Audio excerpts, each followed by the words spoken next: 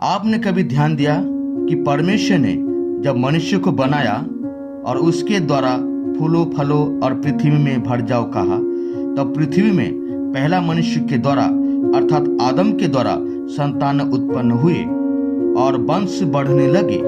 ये परमेश्वर के खिलाफ नहीं था। परमेश्वर संतुष्ट था क्योंकि परमेश्वर का एक गोष्ठी, एक भाषा, एक आत्मा मनुष्य के अंदर था। मगर दुख की बात यह है कि मनुष्य परमेश्वर के खिलाफ काम करने लगा।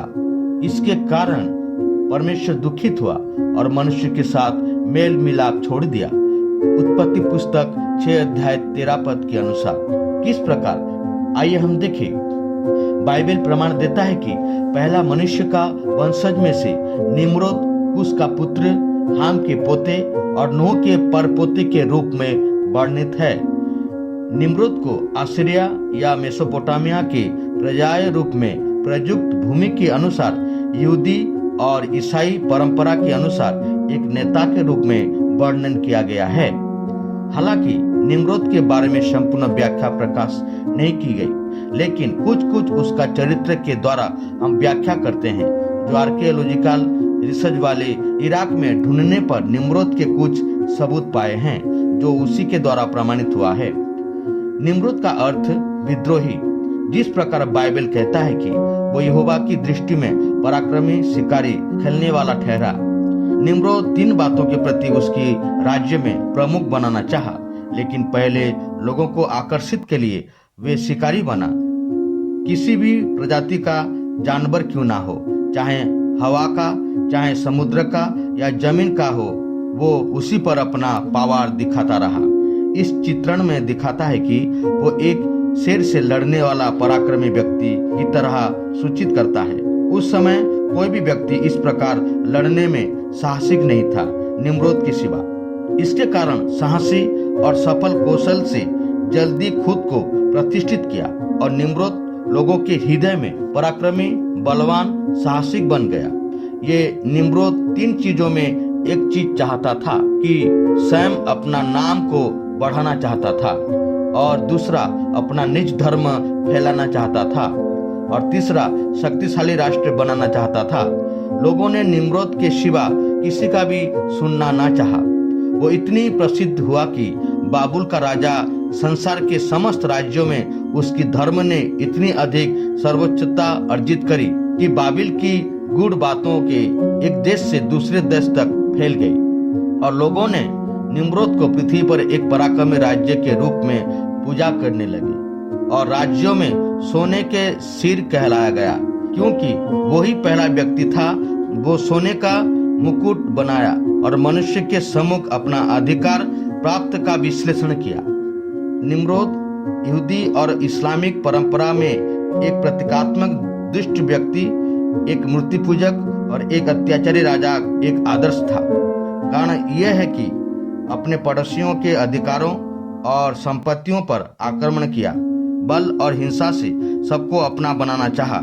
वो परमेश्वर के विरोधी करना सिखाया। निम्रोद शिनार देश में बाबुल, एरेक और अक्कद और केलन को अपना अधिकार बनाया, और शिनार देश में किसी न किसी तरह राज्यशाही की स्थापना की।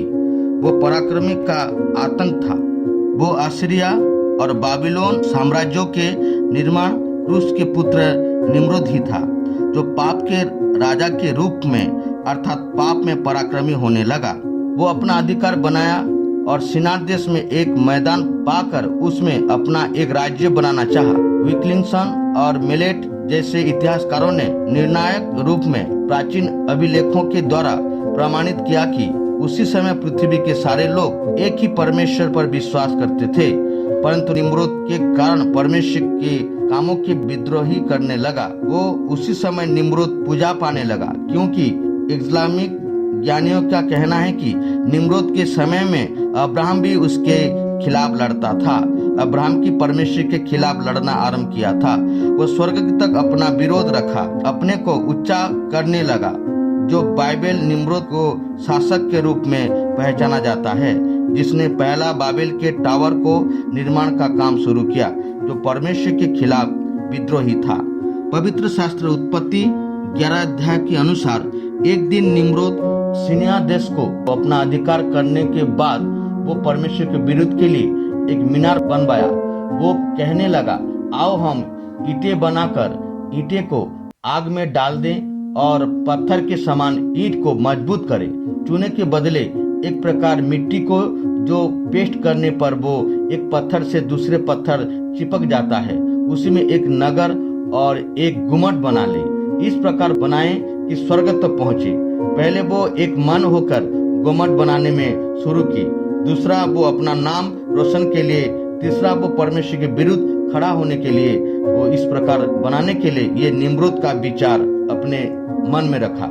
और पृथ्वी में जितना विपत्ति आए वो इस मीनार के सहारे झेल लेंगे। ये उनका सोच था, जो एकता में शक्ति और सुरक्षा और एक व्यक्ति बने रहे तो सुरक्षित होंगे।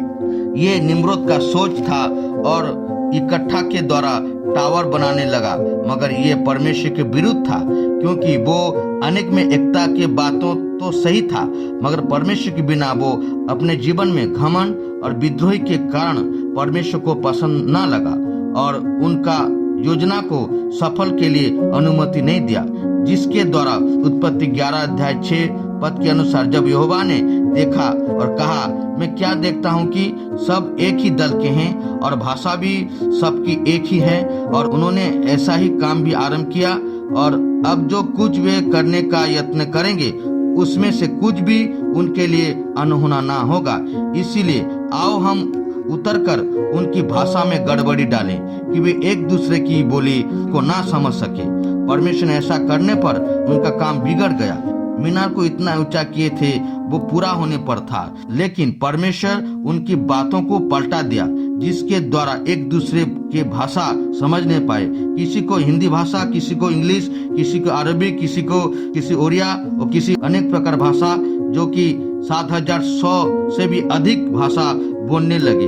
उसी दिन से एक भाषा में अधिक भाषा पृथ्वी में बिखर गई, उत्पत्ति 11:9 पद के अनुसार। उसके कारण मीनार ध्वंस हो गया और जो उनका यूनिट था, जो एकता था, वो बिखर गया। इस प्रकार परमेश्वर निम्रोद के काम को और लोगों के मन को निवृत्त किया।